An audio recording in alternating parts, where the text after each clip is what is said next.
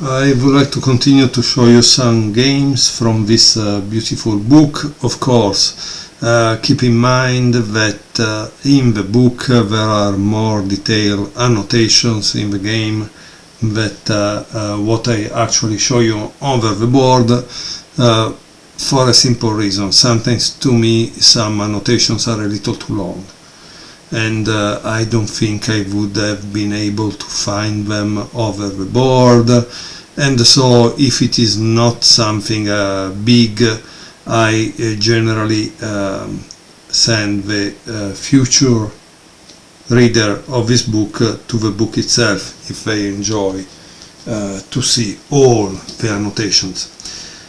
Today I want to show you game number 4, which was Mises versus Marco, and here the introduction says a real Mises game replete with 19th century risk-taking and bold play. Marco defends well until he rashly opens the position for his opponent's bishops. So as you can see from these games, we can learn about the power of a bishop pair. e4, e5, knight c3, knight c6, g3. A favorite with Mises, who 3 years later would play it against Chigorin and Dus Chotmirsky at Karlsbad, another important tournament. I think it's Karlsbad 1907. Let me see. Yes, guys, we are lucky. In fact, I have a book of the tournament Karlsbad 1907, which is mentioned in this book. It's really a beautiful book, as you can see, also full of diagrams.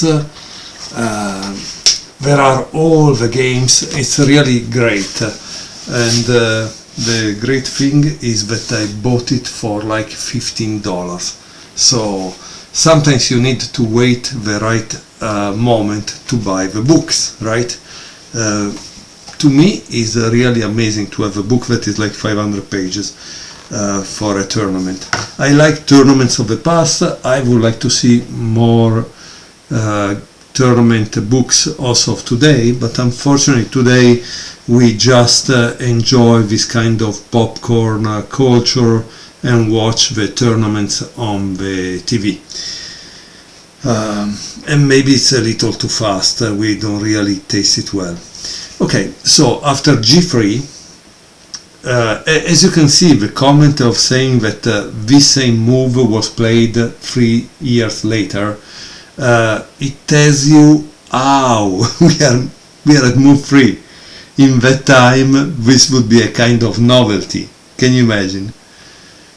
Bishop c5. And why do I say that it's a novelty? Not because it was a novelty, because obviously in the past 200 years before this tournament probably they have played also that. The problem is that they didn't have chess base with all the games and were able immediately to spot when it was played. The only way to know something was to bring around 100 of books. And this was true also in the 1970s. The only difference was probably Fischer, that was able to memorize everything. He memorized everything, so he knew most of the stuff. He didn't have to bring with himself all those books. But otherwise, the other common people had to bring this kind of books that are the informator. And let me show you one to give you an idea. Practically also in the 1970s they were bringing around this, because inside there were all the latest games with the analysis and the information about the novelties. But in 1904 at Cambridge Springs they didn't have this, and so this was a huge problem, right? In order to know something you had really to memorize or bring around magazines, because maybe it was in magazines where they collected the games. And this is described also by players like Keres. Keres in the 1940s, he said you wouldn't have the latest games if you didn't read it on a newspaper or on a chess magazine, so you had to have a subscription to different chess magazines. Okay, so after bishop c5, here it says, and this is nice because you see the author is making the homework for you guys. He says Chigorin played knight f6 here, and Dus Chodminski, that is impossible to pronounce, played f5. But Marco played bishop c5, which seems a nice move because it's a development move, right? Bishop g2, d6. So after developing this, he wants to develop the other bishop. Now, I'm not going to read you all the homework that the author of the book did, because obviously he did a good work. He quotes another game at this point from Budapest 1896, which by the way I have, but I don't want to brag too much, so I will not show it to you. After d6 there is knight a4. These moves honestly are moves that you could find also today in a normal tournament between 1580 players, so it's not something new, right? Here I played bishop b6, but maybe it was better to continue the development. Knight e2 and f5. So now we see why black didn't want to play knight f6. He wants to attack the center.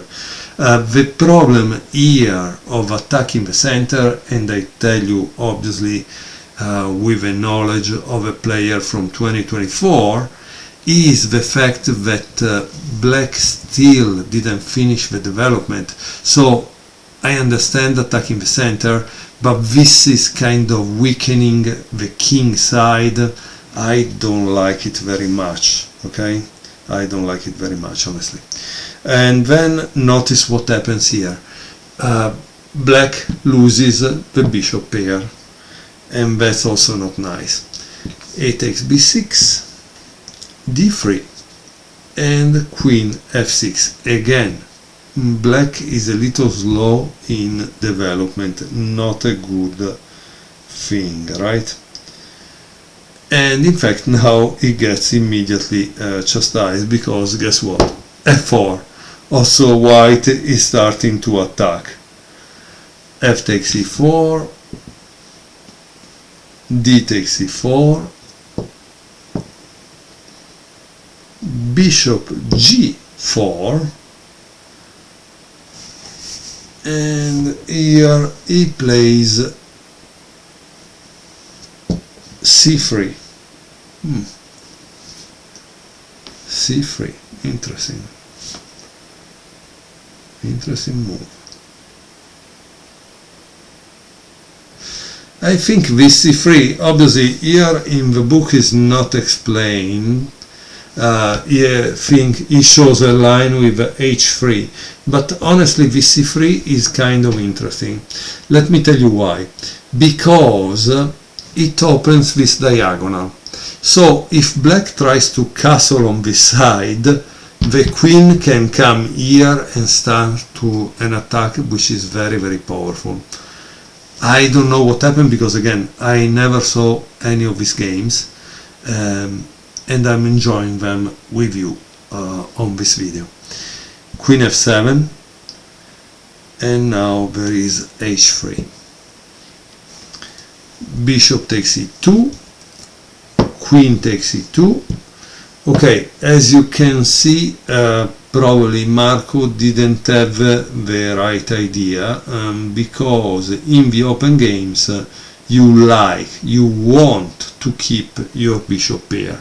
Instead, now he thinks that his knights are more powerful than the enemy bishops, and I think that is definitely a mistake.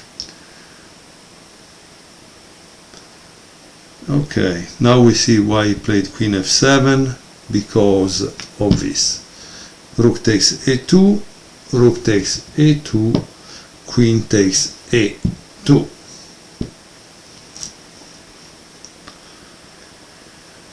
Now, as you can see, black throw himself on the queen side, and obviously white plays on the king side.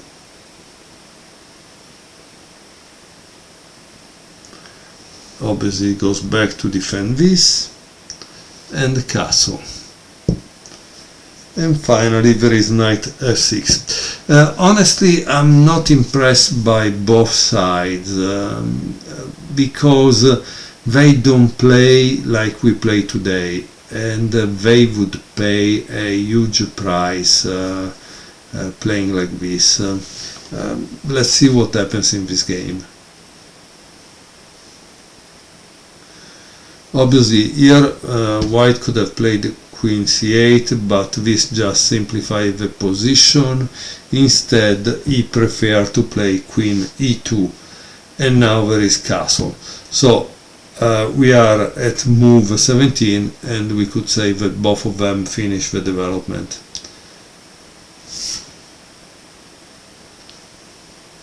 White plays f5, and here the comment of the author is this expansion is not dangerous for black so long as he keeps the game close and posts his knights sensibly. His next move is therefore inadvisable. So obviously Marco didn't understand well about strategy, because I tell you, the bishop pair, it really becomes a monster if the position open. And what did he do? He opened the position, d5. And here it says this just opened the games for the bishop. Thematic and correct would have been instead knight a5. And here he gives a continuation which shows how black should have created a pawn structure which is good for the knight pair. Okay, so after d5 e takes d5, knight takes d5, and now there is rook d1. And here black plays a mistake. What is the mistake? Knight d e7. Why it's a mistake? Because he lets white to penetrate on the 7th rank. This is a thing which happens to be known thanks to my system by Nintsovich, which obviously would be written at least a quarter of a century later from this tournament. But that book gave every average club player or amateur the idea of what were the elements of the game and why it was important to go on the 7th. Of course, 4th is g4, supporting f5, then there is king h8, but probably it was better queen f6, and finally we see the penetration of the rook on the 7th rank. Obviously the penetration means that he attacks all the pawns, and then when he's able to bring the bishops in some position, it also becomes a danger for the castle, the enemy castle, right? Okay, so after rook d7 there is rook c8 defending the pawn c7, bishop takes c6 because he cannot play knight takes c6, so b takes c6, and the pawn is gone, the pawn e5 is gone. So what do you see here is the following. While it's true that both sides have the same amount of pawns, if we would remove all the pieces, probably white would win. Why? Because he is able to create a pass pawn, while black is not able to create a pass pawn.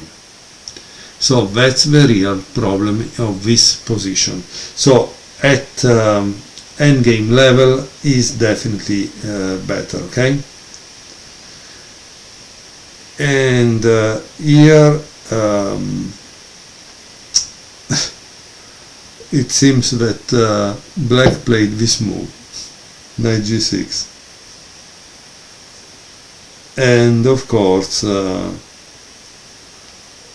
white played queen d4, and that gave him the win. Why?